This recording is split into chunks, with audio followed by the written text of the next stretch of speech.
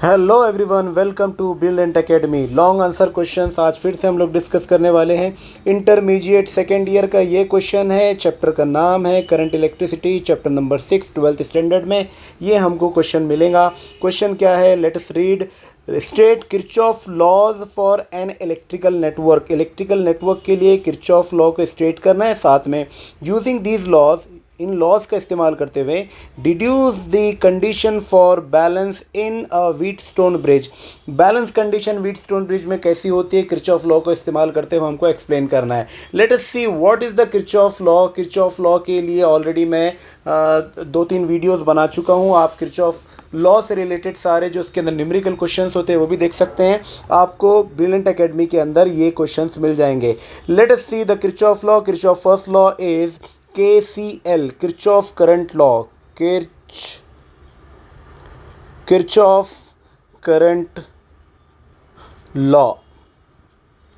Kirchhoff current law क्या है?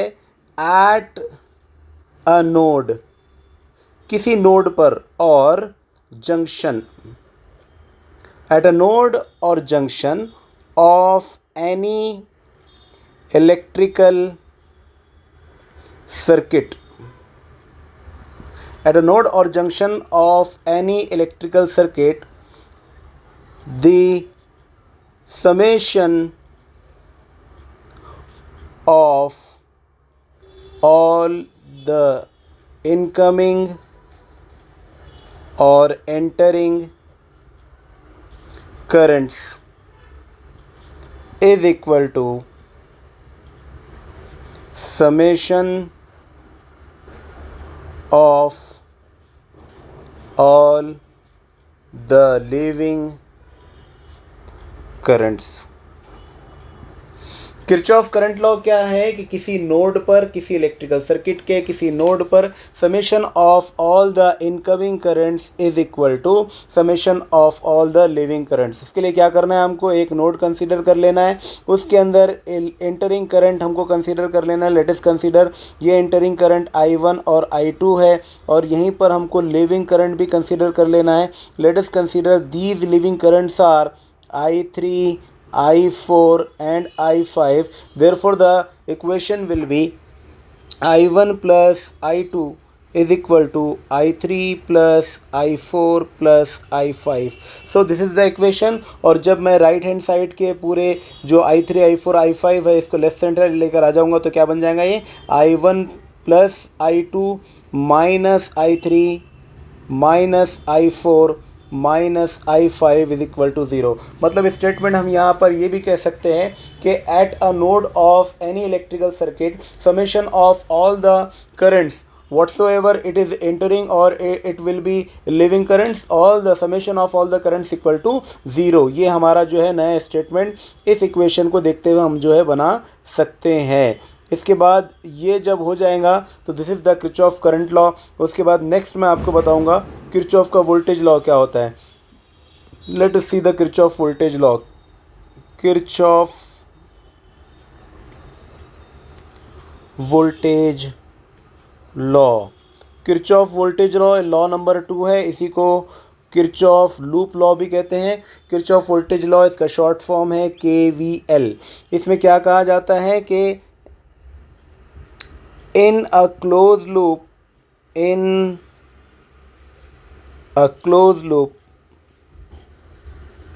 of any electrical circuit, किसी भी इलेक्ट्रिकल सर्किट के क्लोज लूप में summation of all the potential rises is equal to summation of all the potential drops। summation of all the potential rise is equal to summation of all the potential drops। तो ये है potential rises is equal to potential drop किसी भी close loop के अंदर। तो close loop क्या होगा, तो क्लोज लूप बनाने के लिए मैं यहाँ पर डिज़ाइन कर रहा हूँ क्लोज लूप आपके लिए। हम क्या करना है, एक सर्किट बना लेना है, जो इलेक्ट्रिकल सर्किट है उसके अंदर एक क्लोज लूप बनाना है, मतलब सारे टर्मिनल्स एक दूसरे से जॉइंटेड रहने चाहिए। तो यहाँ पर हम क्या है, ये पॉजिटिव प्लेट है बैटरी का, ये नेगेटिव प्लेट है। Let us consider the voltage around the this two terminals is V. यहाँ पर जो हमने बैटरी लगा उसका वोल्टेज समझ लीजिए V है, जो कि सोर्स वोल्टेज है। Let us consider this is R1, this is R2, this is R3। तो इस V वोल्टेज की वजह से यहाँ पे करंट मिलेगा I, because of this current I and this resistance R1 यहाँ पर एक पोटेंशियल ड्रॉप होगा। Late us consider this is V1। इसी तरह यहाँ पर R2 के अक्रॉस में फिर से पोटेंशियल ड्रॉप होगा। Late us consider this is V2। और यहाँ R3 के अक्रॉस में फिर से पोटेंशियल ड्रॉप होगा। Late us consider this is V3। तो सारे पोटेंशियल राइजेस, क्योंकि ये सोर्स वोल्टेज है, ये पोटेंशियल राइज कहलाएगा।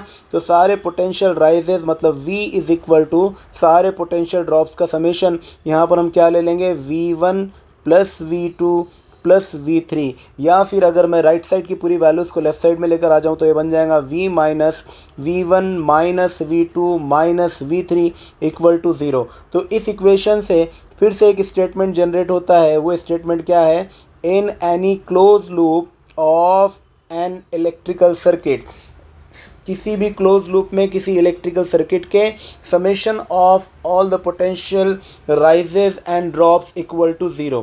Summation of all the potential rises and drops equal to 0। ये सेकंड स्टेटमेंट रहेगा किरचॉफ वोल्टेज लॉ का। तो ये दो स्टेटमेंट है जिसको आपको आंसर में लिखना है। ये 8 मार्क का क्वेश्चन है, लॉन्ग आंसर क्वेश्चन इसे कहते हैं। इसे आप जब लिख लेंगे दो स्टेटमेंट्स को, तो इसके बाद में आपको व्हीटस्टोन ब्रिज पर इस लॉ को अप्लाई करना है। इन दोनों लॉज को आपको व्हीटस्टोन ब्रिज के ऊपर अप्लाई करना है। तो व्हीटस्टोन ब्रिज क्या होता है, व्हीटस्टोन ब्रिज ये एक टाइप का ऐसा सर्किट है जिसमें अननोन रेजिस्टेंस को फाइंड आउट किया जाता है। To find out unknown resistance we can use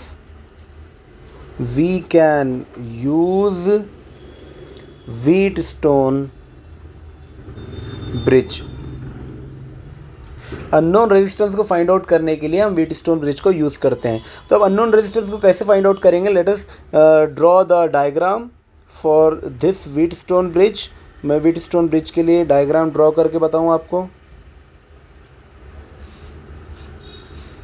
तो व्हीटस्टोन ब्रिज कैसे बनेगा, देखिए ये यहाँ पर आपको 4 रेजिस्टेंसेस जोड़ना है इस शेप में, जो शेप मैं बना रहा हूँ। आप लोग भी मेरे साथ साथ इन शेप को बना सकते हैं, ड्रॉ कर सकते हैं। 8 मार्क का ये क्वेश्चन है, ये डायग्राम बनाना बहुत ज़रूरी है। किरचॉफ लॉ बताने के बाद इसके ऊपर टोटल 4 मार्क्स आपको मिलेंगे। Late us consider this is R1, this is R2, this is R3 and this one is R4। यहाँ पर आपको एक बैटरी अप्लाई कर देना है। इस बैटरी में से कंसीडर करते हुए कि हम करंट I को फ्लो करवा रहे हैं, यहाँ पर नोड बन जाएगा। तो इस नोड पर करंट के 2 डिफरेंट पार्ट्स हो जाएंगे। अगर R1 है तो कंसीडर करेंगे हम कि यहाँ पर I1 जा रहा है और यहाँ नीचे वाले में I2 जा रहा है। इसी तरह R3 में से हम फ्लो करवाएंगे I3 को, जबकि R4 में से फ्लो करवाएंगे I4 को। और यही पूरा करंट यहाँ पर इस जंक्शन में आकर फिर से I बनकर वापस आ जाएगा। ये किरचॉफ का करंट लॉ है कि all the entering currents is equal to all the leaving currents. तो करंट I अंदर आया था और करंट जो है I बनकर ही वापस आ रहा है। इसमें क्या करना है हमको, कंसीडर ये करना है कि एट बैलेंस कंडीशन, सबसे इम्पॉर्टेंट कंडीशन है ये, at balance condition of Wheatstone bridge. सबसे पहले आप ये स्टेटमेंट लिख देंगे। बैलेंस कंडीशन का क्या मतलब होता है, बैलेंस कंडीशन का मतलब होता है कि यहाँ पर ये जो आर्म आपको नज़र आ रहा है जिसमें गैल्वानोमीटर कनेक्टेड है, यहाँ पर करंट फ्लो होना चाहिए था IG, लेकिन बैलेंस कंडीशन में IG की वैल्यू 0 होती है। तो हमको क्या बताना है कि इसकी वैल्यू 0 है। At balance condition IG is equal to 0। जब IG की वैल्यू 0 हो जाएंगी तो यहाँ से गैल्वानोमीटर में कोई डिफ्लेक्शन हमको नज़र नहीं आएगा। There will be there will be no deflection in galvanometer. Galvanometer में हमको कोई भी डिफ्लेक्शन नज़र नहीं आएगा. तो ये सबसे पहले हम क्या करेंगे, ये कंडीशन अप्लाई कर देंगे at balance condition of Wheatstone bridge. ये स्टेटमेंट आपको लिखना मस्ट है, इसके ऊपर मैं स्टार लगा दे रहा हूँ. फिर आगे क्या करना है, हमको आगे की कंडीशंस देखना है.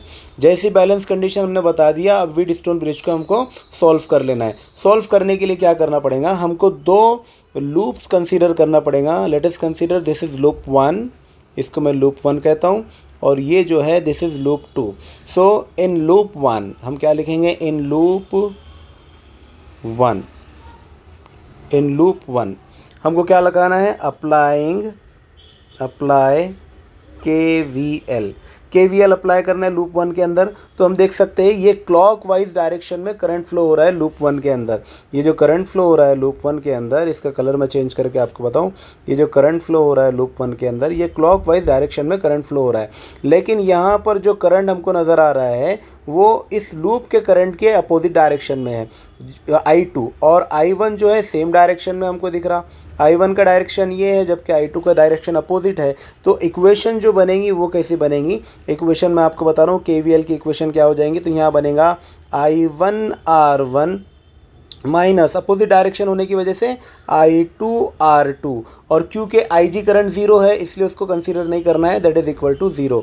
ये बन जाएगा आपका पहला स्टेटमेंट या पहली इक्वेशन. इसी इक्वेशन को थोड़ा सा और सॉल्व करेंगे तो क्या बनेगा आपका, यहाँ बनेगा I1R1 is equal to I2R2. ये इक्वेशन आगे सॉल्व होकर ऐसी बनेगी. अब इसी को थोड़ा और सॉल्व करेंगे तो क्या मिलेगा, late us consider this is I2 divided by I1. हम क्या करेंगे, I2 डिवाइडेड बाय I1 कर लेंगे, और साथ में हमको क्या मिल जाएगा, जब I2 डिवाइड बाय I1 करेंगे, यहाँ पर इसको लेकर आएंगे जब, तो क्या मिलेगा, यहाँ R1 डिवाइडेड बाय R2. यहाँ क्या मिल जाएगा हमको, R1 divided by R2. This will be your first equation. ये आपकी फर्स्ट इक्वेशन होगी. इसके बाद क्या करेंगे हम, फिर से मैं ऊपर जाता हूँ, फिर से आपको समझाता हूँ कि देखिए यहाँ पर दूसरा लूप हमारे पास और अवेलेबल है. ये जो दूसरा लूप है इसको मैं दूसरे कलर से समझाने की कोशिश करता हूँ.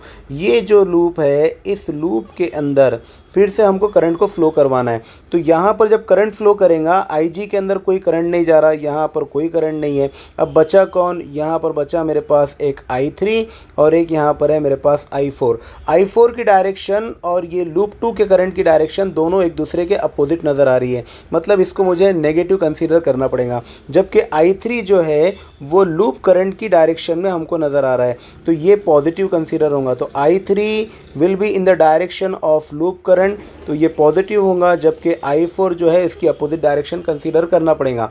तो ये मैं पहले ही आपको बता दे रहा हूँ, फिर मैं इक्वेशन इसकी बनाता हूँ. तो इक्वेशन क्या बनेगी, यहाँ से हम देख लेते हैं. ये बनेगी इक्वेशन हमारी I3R3 minus I4R4 equal to 0. ये देखो, ये पॉजिटिव हो जाएगा, ये वाला पोर्शन पॉजिटिव हो जाएगा, और ये वाला पोर्शन नेगेटिव हो जाएगा, क्योंकि उसकी डायरेक्शन लूप करंट की डायरेक्शन से अपोजिट है. इसलिए इक्वेशन क्या बनेगी, इक्वेशन हमारी बनेगी I3R3 minus I4R4 equal to 0. इसको थोड़ा और सॉल्व करेंगे तो हमको क्या मिलेगा, I3R3 is equal to I4R4. और जब मैं इसको इक्वेशन को थोड़ा सा इनको डिस्टर्ब करूँगा, करंट को करंट के पास लेके जाऊँगा और रेजिस्टेंस को रेजिस्टेंस के साथ में रखूँगा, तो यहाँ पर क्या मिलेगा मुझे, यहाँ मिलेगा I4